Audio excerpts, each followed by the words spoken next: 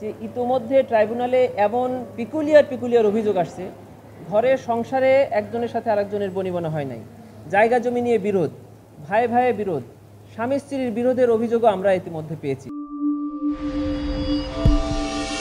ট্রাইব্যুনালে আমরা দেখেছি যে কোনো কেউ অভিযোগ দিতে পারে।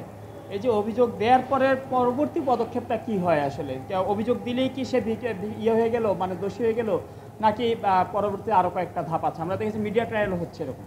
জি হ্যাঁ, আপনি আমিও কালকে দেখেছি যে ট্রাইব্যুনালে তদন্ত সংস্থা বা চিফ প্রসিকিউটর অফিসে যে কেউ এই ঘটনা সম্পর্কে জানেন অথবা এই ঘটনায় ক্ষতিগ্রস্ত যে কোনো ব্যক্তি ট্রাইব্যুনালে এসে কোনো অভিযোগ করতে পারে। এই অভিযোগটার ফর্ম হয় এমন যে তদন্তের আবেদন। ট্রাইব্যুনালে এই যে অভিযোগগুলো করা হয় এটি প্রসিকিউশন অফিসে করা হলে আমরা তদন্তকারী কর্মকর্তা বা তদন্ত সংস্থা এটি আমরা তদন্তের জন্য প্রেরণ করি। তদন্ত সংস্থা এই অভিযোগের ভিত্তিতে একটি তদন্ত করেন।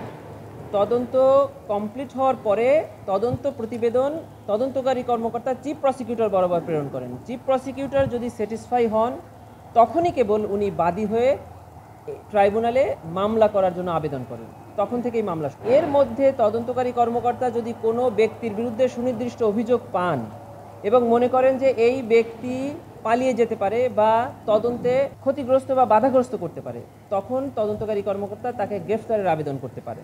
এটি হলো ট্রাইব্যুনালে অভিযোগ করার পর একটি মামলা দায়েরের পদ্ধতি।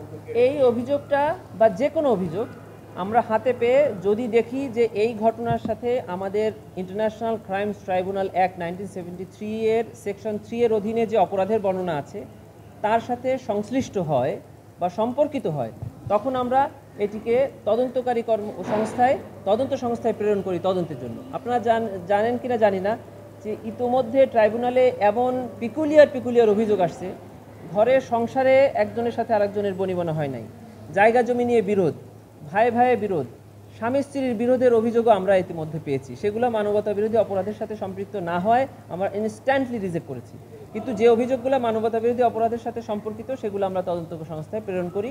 তদন্ত সংস্থা তদন্ত করে পজিটিভ রেজাল্ট পেলে তখনই কেবল আমাদেরকে দেয়। আমাদেরকে দিলে আমরা মামলা করি under the supervision of the chief prosecutor.